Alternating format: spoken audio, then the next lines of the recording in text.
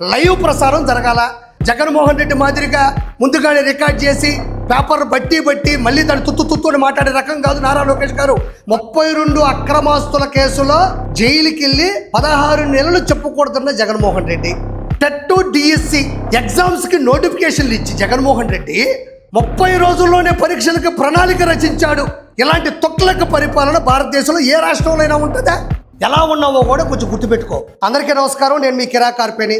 గత 2-3 రోజుల నుంచి వైఎస్ఆర్సీపీకి సంబంధించినటువంటి పేటీఎం బ్యాచ్ శ్రేణులు, వాళ్ళ వర్గం, కార్యకర్తలు ఏ పర్మిషన్ లేకుండా శాంతి భద్రతలకు ఆటంకం కలిగించే విధంగా నడి రోడ్ల మీదకు వచ్చి సామాన్యుని ఇబ్బంది పెట్టే విధంగా కర్రపుల్లకి అట్టపెట్టి తగిలించుకొని వీరంగం చేస్తున్నారు. ఏంటి వీరంగం? మెగా డిఎస్సి కాదు, దగా DSC. Mega DSC paper leak అయింది.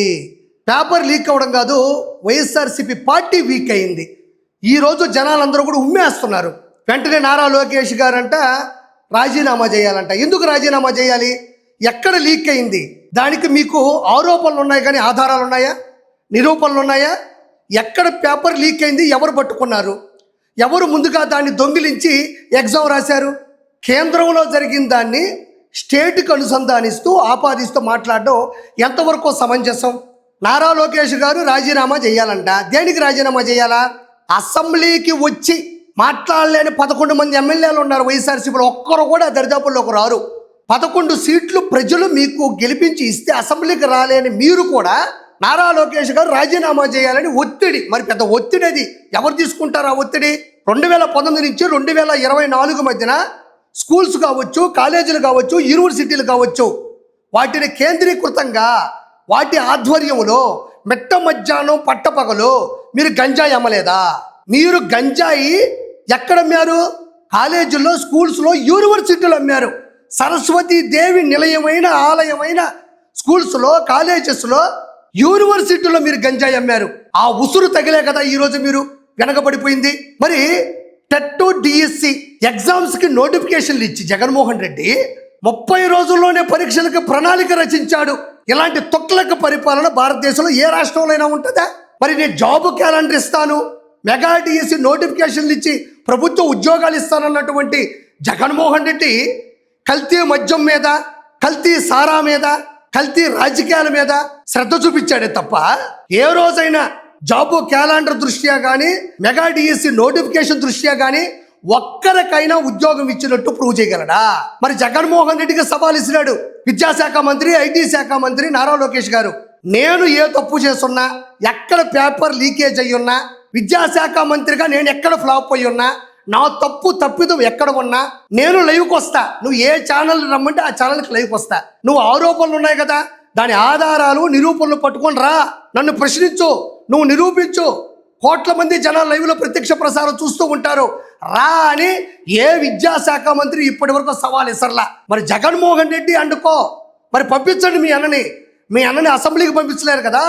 మరి అదే సాక్షి ఛానల్కైనా వస్తారు నారా లోకేష్ గారు, ఇబ్బంది ఏమీ లేదు. ఆయన నిజాయితీగా ఉన్నాడు. లైవ్ ప్రసారం జరగాల. జగన్మోహన్ రెడ్డి మాదిరిగా ముందుగానే రికార్డ్ చేసి పేపర్ బట్టి మళ్ళీ దాన్ని తుత్తు అని మాట్లాడే రకం కాదు నారా లోకేష్ గారు. తనను తానే మార్చుకున్న వ్యక్తి రాష్ట్ర. అయితే నేను చివరిగా చెప్పేది ఒకటే, జగన్మోహన్ రెడ్డికి సంబంధించిన మనుషులు కాదు. జగన్మోహన్ రెడ్డే డైరెక్ట్గా నారా లోకేష్ గారితో ప్రత్యక్ష ప్రసారంలో లైవ్ డిబేట్లో కూర్చోవాలా. ఆయన ఏదో అందరినీ రెచ్చగొట్టి అడ్డదిడ్డంగా రోడ్ల మీద అట్టపెట్లు పట్టుకొని తిప్పిస్తున్నాడు కదా. దమ్ముంటే జగన్మోహన్ రెడ్డి నారా లోకేష్ గారితో తలపడాలి, ఎదురుపడాలి, నిజాలు జనాలకు తెలియాలి. నారా లోకేష్ గారితో తలపడే ధైర్యం, దమ్ము ఉందా? నీ దగ్గర ఉన్న ఆధారాలు, నిరూపణలు పెట్టు. అక్కడ జనాలు వెయిట్ చేస్తున్నారు. 32 అక్రమాస్తుల కేసులో జైలుకి వెళ్ళి 16 నెలలు చెప్పుకూడదన్న జగన్మోహన్ రెడ్డి. బాబాయ్ హత్య కేసులో ప్రధాన అనుమానితుడిగా ఉన్న జగన్మోహన్ రెడ్డి.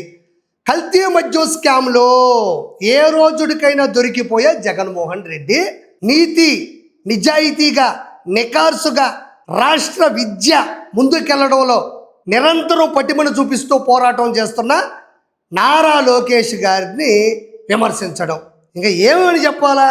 జనాలు నవ్వుకుంటున్నారు. జగన్మోహన్ రెడ్డి, నువ్వు ఎలాంటి నిందితుడివి, నువ్వు ఎలాంటి నియంతవి, ఆయన స్థాయి ఏంది, ఆయన తెలివితేటలేంది, ఆయన ఆలోచన పరిజ్ఞానం ఏంది, కాబట్టి నువ్వేం చేస్తున్నావో ఎలా ఉన్నావో కూడా కొంచెం గుర్తుపెట్టుకో. నారా లోకేష్ గారు విద్యాశాఖ మంత్రిగా, ఐటీ శాఖ మంత్రిగానే కాదు, ఐటీ శాఖ మంత్రిగా పరిశ్రమలు పట్టుకొస్తున్నాడు. లక్షల కోట్ల విలువ చేసే పరిశ్రమలు, లక్షల మందికి ఉపాధి కల్పన. దాంతోపాటు విద్యాశాఖ మంత్రిగా ప్రతి స్కూల్కి వెళ్తున్నాడు, కాలేజీలకు వెళ్తున్నాడు, యూనివర్సిటీకి వెళ్తున్నాడు. ప్రజల పిల్లల భవిష్యత్తుని ఆయన కోరుకుంటున్నాడు. ఆయన చదువుకున్నాడు, ఆయనకు ఆ చదువు విలువ తెలుసు. ఈరోజు రాస్తా రోకోలు, ధర్నాలు, రోడ్డు మీద అడ్డదిడ్డంగా తిరిగే వాళ్ళు ఏమాత్రం చదువుకున్నారు? ఈరోజు ఆర్కే రోజా వెనక నిలబడుకున్న వాళ్ళు మెగా డిఎస్సి ఎగ్జామ్ రాశారా? వాళ్ళు చదువుకుంటున్న వాళ్ళ వయసు ఎంత? ఎందుకు ఈ వీరంగం? ఒకరు కాదు, ఇద్దరు కాదు, 175 నియోజకవర్గాల్లో ఎక్కడ పడితే అక్కడ కావాలనే స్క్రిప్ట్ రాసుకొని జగనన్న మన్ననలు పొందాలని చేస్తున్నటువంటి ఇది తప్పిదమని నేను మరోసారి గుర్తు చేస్తున్నాను. ఈరోజు మెగా డిఎస్సి గురించి జగన్మోహన్ రెడ్డికి సంబంధించిన వాళ్ళు మాట్లాడుతున్నారు. 1994 నుంచి 2025 వరకు 14 డిఎస్సీలు ప్రవేశపెడితే 196,619 మంది టీచర్ పోస్టులు భర్తీ అయ్యి ఈరోజు సమాజంలో ఆంధ్ర రాష్ట్రంలో చాలామంది కనబడేటువంటి టీచర్లందరూ కూడా ఈ 4 దశాబ్దాల కాలంలో తెలుగుదేశం పార్టీ నుంచి వచ్చిన వాళ్ళని నేను మరోసారి మీకు గుర్తు చేస్తున్నాను. జగన్మోహన్ రెడ్డి టీచర్ల మీద, ఆ పోస్టుల మీద, మెగా డిఎస్సి మీద, పిల్లల భవిష్యత్తు మీద ప్రేమ వలకపోస్తున్నాడు. మరి అదే టీచర్లు ఏదైతే పిల్లల భవిష్యత్తు బాగుండాలని మంచి మాటలు చెప్పి, టీచింగ్ చెప్పి సన్మార్గంలో నడిపించేటువంటి టీచర్లు తీసుకెళ్ళి వైన్ షాపుల ముందు నిలబెట్టినటువంటి వైనం అది. అక్కడ తాగే వాళ్ళని క్రమశిక్షణలో పెట్టండి అని వాళ్ళ విలువని, ఆత్మ గౌరవాన్ని తాకట్టు పెట్టిన వ్యక్తి జగన్మోహన్ రెడ్డి. టీచర్లకి శాలరీ ఎప్పుడు ఇచ్చేవాడు ఎవరికీ తెలియదు. ఈరోజు కూటమి ప్రభుత్వంలో నారా చంద్రబాబు నాయుడు గారి ఆధ్వర్యంలో, నారా లోకేష్ గారి ఆయన శాఖలో 1వ తారీఖు ఈరోజు టీచర్లు వాళ్ళు డబ్బులు తీసుకుంటున్నారు, చాలా సంతోషంగా ఉన్నారు. అక్రమంగా కేసులు ఉపాధ్యాయుల మీద, గౌరవ వృత్తులు బతికేటువంటి ఉపాధ్యాయుల మీద కక్షపూరితమైన వ్యక్తిగతంగా చూసి మరి కేసులు పెడితే నారా చంద్రబాబు నాయుడు గారు అధికారంలోకి రాగానే చేసినటువంటి పని ఏంటి? వాళ్ళ మీద ఉన్న కేసుల్ని తప్పించడం జరిగింది. అధికారంలోకి రాగానే నేను మెగా డిఎస్సి నోటిఫికేషన్ జారీ చేసి 16,347 టీచర్ పోస్టులు భర్తీ చేస్తానని నారా చంద్రబాబు నాయుడు గారు, నారా లోకేష్ గారు మాటిస్తే వచ్చిన అతి తక్కువ సమయంలోనే నోటిఫికేషన్ రిలీజ్ చేసి పూర్తి పోస్టులు భర్తీ చేసినటువంటి చరిత్ర నారా లోకేష్ గారిది, నారా చంద్రబాబు నాయుడు గారిది, అదేవిధంగా కూటమి ప్రభుత్వానిది. ఈరోజు నేను మాట్లాడదలుచుకుంటే ఆ రోజుల్లో స్కూల్స్కి అడ్డదిడ్డంగా వైఎస్ఆర్సీపీ రంగులు, పార్టీ జెండా రంగులు బెంచులకి, అదేవిధంగా కుర్చీలకి, ఇంకా బ్యాగులకి, లేదంటే పుస్తకాలకి, ఇంకా నేను ప్రత్యేకంగా చెప్పనక్కర్లేదు బెల్టులకి, యూనిఫాములకి అడ్డదిడ్డంగా ప్రజల డబ్బులు కోట్ల రూపాయలు ఖర్చు పెట్టి పిల్లల భవిష్యత్తు మీద దెబ్బ కొడితే స్కూల్లో, కాలేజీలో, యూనివర్సిటీలో టీచర్లు, అధ్యాపకులు లేకుండా, ఉపాధ్యాయ వృత్తే లేకుండా నడిపించినటువంటి హీన చరిత్ర జగన్మోహన్ రెడ్డిది. 10th క్లాసులోనే స్కూల్ ప్రిన్సిపల్ని కొట్టినటువంటి వ్యక్తికి టీచర్ల మీద ప్రేమ ఉంటుందా? ఈరోజు మెగా డిఎస్సి గురించి మాట్లాడుతున్నాడు నారా చంద్రబాబు నాయుడు గారు. అంటే జగన్మోహన్ రెడ్డి 14 లక్షల కోట్ల రూపాయల అప్పుల్ని ఆంధ్రప్రదేశ్ మీద రుద్దితే, అమరావతిని ఆపేస్తే, పోలవరం పనులు పక్కన పెడితే, అన్ని ఇబ్బందులు ఉన్నా కూడా నారా చంద్రబాబు నాయుడు గారు విద్యావృత్తిలో ఉపాధ్యాయులకి ఎలాంటి ఇబ్బంది జరగకుండా ముందుకు తీసుకెళ్తున్నారు. మనం నిజంగా సెల్యూట్ కొట్టాలి. ఈరోజు ఇదే విధంగా మనం ప్రతి ఒక్కటి ఆలోచించగలిగితే నారా లోకేష్ గారు తనిఖీలు కావచ్చు, ఆకస్మికంగా చేసేటువంటి పనులు కావచ్చు, తీసుకొస్తున్నటువంటి శాఖ ద్వారా ప్రక్రియలు కావచ్చు, ఈరోజు యావత్ భారతదేశం మొత్తం అనుకరిస్తుంది అని చెప్పడంలో ఏమాత్రం ఆశ్చర్యం లేదు.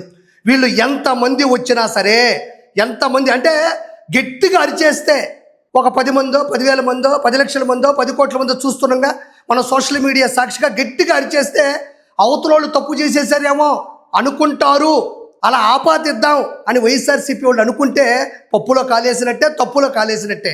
ఎందుకంటే ఇలాంటి తప్పిదాలు, ఇలాంటి తప్పుడు ప్రచారాలు, తప్పుడు ప్రసారాలు చేయడం వల్లే కదా 2019 నుంచి 2024 మధ్యన వాళ్ళ ప్రభుత్వాన్ని చూసి చీకొట్టి కేవలం 11 సీట్లకే పరిమితం చేశారు ఆంధ్ర రాష్ట్ర ప్రజలు. నేను చివరిగా చెప్పగలిగింది ఒకటే, మీరు ఎంత అరిచినా, ఎంత గీపెట్టినా ప్రజలకి శాంతి అంటే మీరు శాంతి భద్రతలకు ఆటంకం కలిగిస్తున్నారు. గుర్తుపెట్టుకోండి.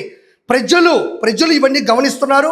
ప్రజలు మెగా డిఎస్సి పేరు చెప్పి మీరు తప్పుదావ పట్టించినప్పటికీ కూడా అడ్డదిడ్డంగా రోడ్ల మీద వాళ్ళని ఇబ్బంది పెడుతున్నది చూసి మీకు ఆ 11లో ఏ ఒక్కటి తీసేస్తారో కూడా నేను చెప్పనక్కర్లేదు. నేను ప్రత్యేకంగా ఫైనల్గా చెప్పగలిగింది ఒకటే, వీళ్ళకి గొడ్డగాల్చి మొహం మీద వేయడం, విష ప్రచారాలు దుష్ప్రచారాలు చేయడం, విష ప్రయోగాలు చేయడం, అబద్ధాలు చెప్పడం, తప్పుడు ప్రసారాలు చేయడం వెనతో పెట్టిన విద్య. కాకపోతే ప్రజలకి ప్రతి ఒక్కరికి తెలుసు, నారా లోకేష్ గారు, నారా చంద్రబాబు నాయుడు గారు పూర్తి స్థాయిలో మద్దతు ఇస్తున్న పవన్ కళ్యాణ్ గారు, కూటమి ప్రభుత్వం 100కి 100% పనిచేస్తుంది. కాబట్టి ప్రతి ఒక్కరు కూడా ఆలోచించాలి. ఇలాంటి వాళ్ళని 2029లో ఓటుతో బుద్ధి చెప్పాలి. చివరిగా నేను పదే చెబుతున్న చివరి మాట ఒకటే, సచిన్ క్రికెట్ ఆడతాడు, జగన్ అబద్ధాలు ఆడతాడు. Good bye.